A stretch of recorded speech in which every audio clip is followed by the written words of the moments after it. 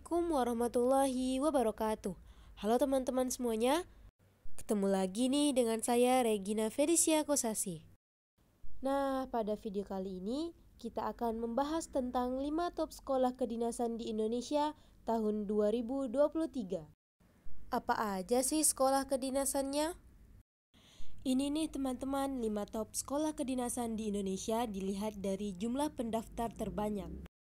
Terhitung pada tanggal 30 April 2023, jumlah pendaftar terbanyak yang pertama yaitu di Politeknik Keuangan Negara STAN, yaitu sebanyak 38.573 pendaftar. Yang kedua, Institut Pemerintahan Dalam Negeri atau IPDN. Tercatat 25.105 orang pendaftar. Yang ketiga, Politeknik Statistika atau STIS. Terdapat 22.128 orang pendaftar. Dan yang keempat, Politeknik Imigrasi atau Poltekim tercatat 12.671 orang pendaftar. Dan yang terakhir adalah Sekolah Tinggi Intelijen Negara atau STIN, tercatat 11.709 orang pendaftar. 5 top sekolah kedinasan di Indonesia tahun 2023 yang pertama yang akan kita bahas adalah Politeknik Keuangan Negara atau STAN. Awalnya, STAN merupakan salah satu pusdiklat yang berada di bawah Badan Pendidikan dan Latihan Keuangan BPLK. Gedung pertama STAN terletak di Jalan Purnawarman, Bintaro. Pada tahun 1988, STAN memiliki gedung baru yang diberi nama Kampus Ali Wardana. Nama Ali Wardana diambil sebagai penghargaan terhadap Menteri Keuangan Indonesia yang menjabat di tahun 1968 hingga 1983. Selanjutnya, tanggal 15 Juli 2015, sesuai dengan instruksi Kementerian Keuangan, STAN berganti nama menjadi Politeknik Keuangan Negara PKN STAN. Hal ini selaras dengan komitmen untuk menyelenggarakan pendidikan yang menghasilkan lulusan berkompeten di bidang keuangan. Hingga saat ini, PKN STAN menyediakan program studi jenjang diploma sampai doktoral. Selanjutnya, jurusan di PKN STAN. Mulai tahun 2021, PKN STAN memiliki 3 jurusan untuk mahasiswa baru, yaitu sebagai berikut. Yang pertama, Diploma 4 Akuntansi Sektor Publik. Program studi ini mempelajari cara menyusun dan menganalisis laporan keuangan, audit internal dan eksternal, analisis transaksi keuangan dan sistem informasi, serta merumuskan kebijakan di bidang akuntansi. Yang kedua, Diploma 4 Manajemen Aset Publik. Program studi ini mempelajari cara menganalisis keuangan dan investasi, tata laksana keuangan satuan kerja, merumuskan kebijakan keuangan publik, serta tata kelola perpajakan dan kepabeanan. Yang ketiga adalah Diploma 4 Manajemen Keuangan Negara. Program studi ini mempelajari cara mengelola aset, menganalisis kekayaan negara dan kelayakan bisnis, menilai bisnis dan properti, mengelola piutang dan pengadaan, serta tata laksana kegiatan lelang. Selanjutnya, persyaratan umum SPMB PKN STAN. SPMB adalah jalur seleksi penerimaan mahasiswa baru melalui seleksi tes online, sehingga informasi hasil tes dapat diketahui langsung oleh peserta tes setelah tes selesai. Adapun persyaratannya yaitu yang pertama belum menikah, sehat jasmani dan rohani, bebas narkoba. Yang kedua berusia sekurang-kurangnya 15 tahun dan maksimal 21 tahun. Yang ketiga, memiliki rata-rata nilai rapor dan ijazah tidak kurang dari 70. Yang keempat, belum pernah diterima dan menjadi mahasiswa PKN STAN sebelumnya. Yang kelima, lulusan SMA, SMK, dan juga MA dari semua jurusan di tahun yang sama atau 1 tahun sebelumnya. Dan yang keenam, mengikuti UTBK di tahun yang sama dengan nilai tes potensi skolastik minimal 600, tes bahasa Inggris minimal 450 untuk peserta program reguler, dan TPS minimal 400, TBI minimal 375 untuk peserta program afirmasi. Dan yang ketujuh, membayar biaya pendaftaran sebesar Rp350.000. Untuk informasi, sekolah kedinasan di Indonesia hanya PKN STAN lah yang menggunakan nilai UTBK. Nilai UTBK tersebut digunakan untuk seleksi administrasi PKN STAN. Selanjutnya, persyaratan khusus jalur afirmasi SPMB PKN STAN. Yang pertama, peserta dari afirmasi pendidikan menengah atau ADEM, Papua dan Papua Barat memiliki surat keterangan dari sekolah menengah atas atau yang sederajat yang menyatakan bahwa peserta merupakan peserta afirmasi Provinsi Papua dan Papua Barat. Yang kedua, peserta dari afirmasi non-Papua Barat serta afirmasi Maluku, Maluku Utara dan Nusa Tenggara Timur telah menyelesaikan sekolah dasar atau yang sederajat, sekolah menengah pertama atau yang sederajat, dan sekolah menengah atas atau yang sederajat di Provinsi Papua, Papua Barat, Maluku, Maluku Utara, atau Nusa Tenggara Timur. Selanjutnya, memiliki garis keturunan orang tua ayah atau ibu kandung asli Provinsi Papua, Papua Barat, Maluku, Maluku Utara, atau Nusa Tenggara Timur, dan mendapat rekomendasi dari sekolah menengah atas atau yang sederajat. Dan untuk tahun 2023, kuota penerimaan mahasiswa baru PKN STAN sebanyak 1.100 orang. Yang kedua, Institut Pemerintahan Dalam Negeri IPDN.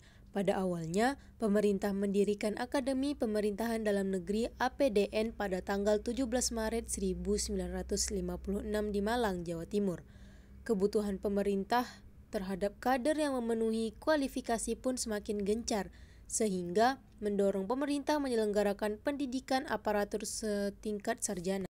Maka didirikanlah Institut Ilmu Pemerintahan IIP di Jakarta. Menteri Dalam Negeri Rudini pun mengeluarkan kebijakan untuk menyatukan 20 APDN yang tersebar di berbagai provinsi di Indonesia menjadi satu APDN nasional yang berpusat di Jatinangor.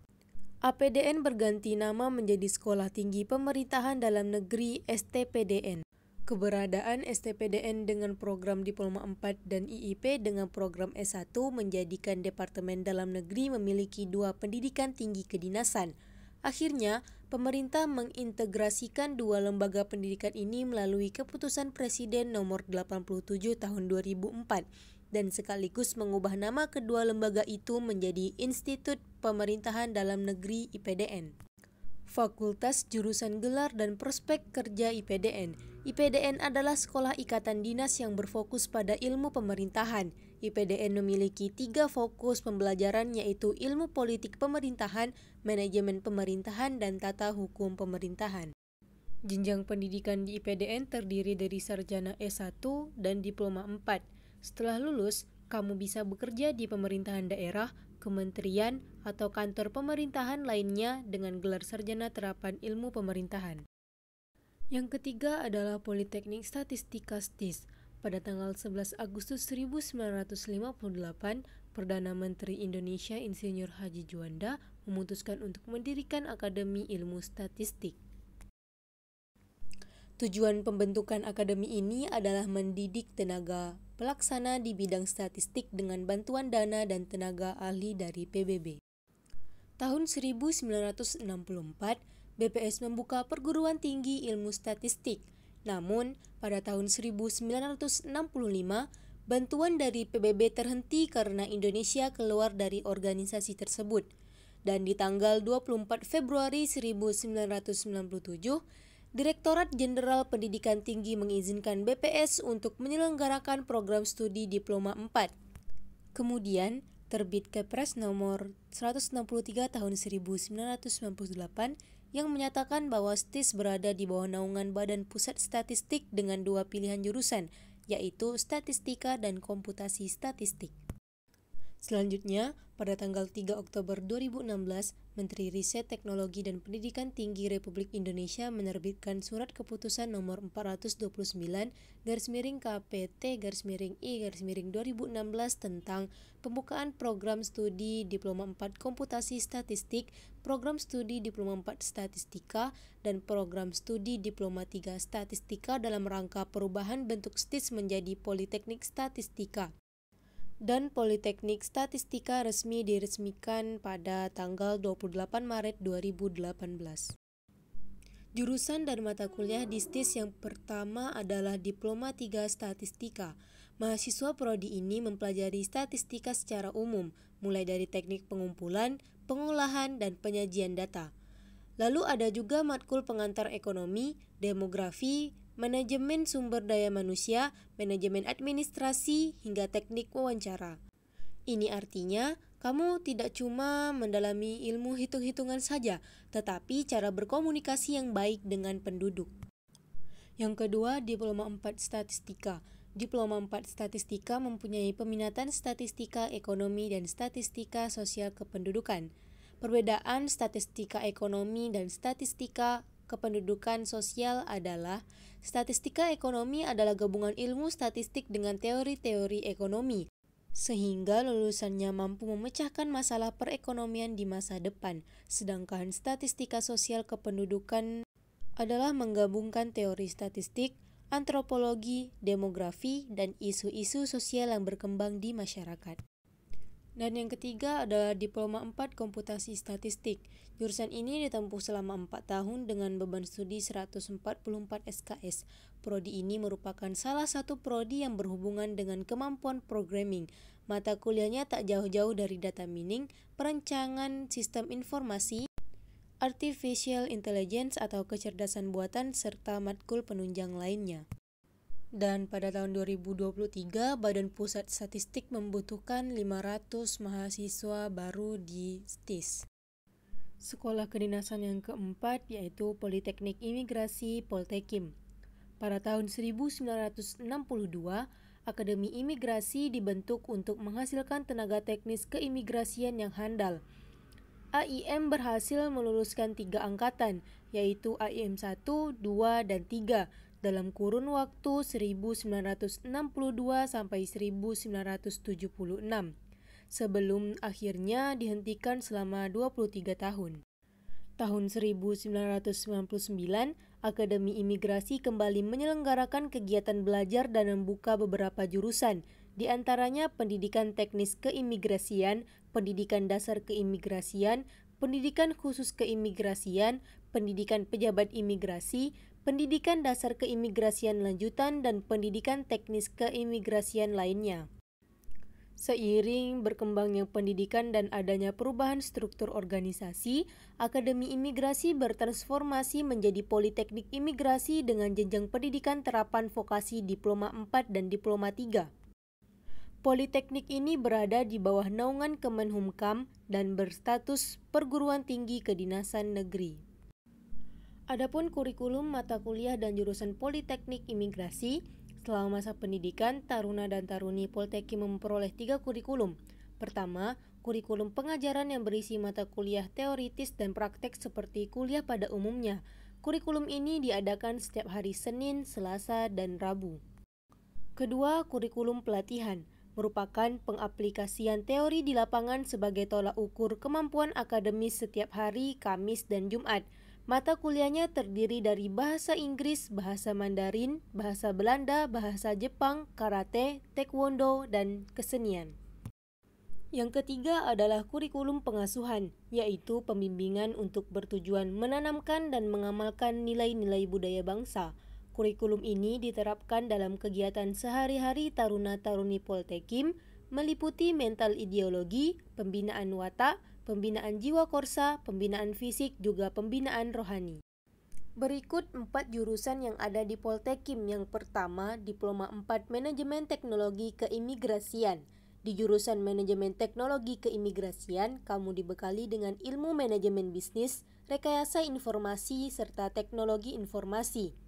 Mata kuliah yang diajarkan berhubungan dengan sistem operasi, jaringan komputer, basis data, aplikasi, konsep bisnis, dan manajemen. Yang kedua, Diploma 4 Administrasi Keimigrasian. Berbeda dengan jurusan sebelumnya, Diploma 4 Administrasi Keimigrasian ditujukan untuk kamu yang tertarik pada ilmu pemerintahan, administrasi publik, kebijakan publik, dan manajemen publik. Mata kuliah yang diajarkan biasanya fokus terhadap tata kelola perbatasan negara, administrasi keimigrasian, serta kontrol imigrasi di perbatasan. Yang ketiga, Diploma 4 Hukum Keimigrasian. Program studi hukum keimigrasian cocok untuk kamu yang ingin belajar undang-undang tentang lalu lintas wilayah Indonesia, pengawasan orang asing di Indonesia, persyaratan keluar masuk negara, hak-hak warga negara, kewenangan pemerintah, pembuatan izin tinggal, sampai tindak pidana dan hukum keimigrasian. Dan yang keempat adalah D3 Keimigrasian. Jurusan Diploma 3 Keimigrasian menghasilkan lulusan yang memiliki kemampuan dalam menerapkan, mengembangkan, dan menyebarluaskan pengetahuan dan keterampilan teknis keimigrasian. Yang kelima adalah Sekolah Tinggi Intelijen Negara STIN. STIN adalah sebuah perguruan tinggi kedinasan yang berada di bawah naungan Badan Intelijen Negara. Kampusnya terletak di daerah Sentul, Bogor, Jawa Barat. Berdirinya STIN bertujuan untuk menyiapkan tarunanya menjadi anggota masyarakat intelijen yang memiliki kemampuan akademik dan atau keahlian profesional, sehingga dapat menerapkan dan mengembangkan ilmu intelijen, ilmu pengetahuan, teknologi, dan seni bidang intelijen untuk menjaga persatuan dan kesatuan Negara Kesatuan Republik Indonesia. Menjadi komitmen bagi Sekolah Tinggi Intelijen Negara STIN secara konsisten dalam mempersiapkan pemuda dan pemudi Indonesia pilihan dan berbakat untuk menjadi insan intelijen yang handal, profesional, berwibawa, dan dapat dihandalkan. STIN dalam mengayomi pendidikan insan intelijen memiliki sejumlah sarana akademik dan aneka disiplin ilmu yang didesain untuk mempersiapkan calon alumni STIN dalam menjalani peran selanjutnya di kancah nasional dan internasional sebagai personal intelijen negara untuk menyajikan intelijen secara cepat, tepat, dan akurat dalam rangka menjaga dan mempertahankan kedaulatan dan keutuhan Negara Kesatuan Republik Indonesia. Adapun saat ini program studi yang tersedia di STIN yaitu S1 jurusan Agen Intelijen, S1 jurusan Teknologi Intelijen, S1 jurusan Cyber Intelijen, dan S1 jurusan Ekonomi Intelijen.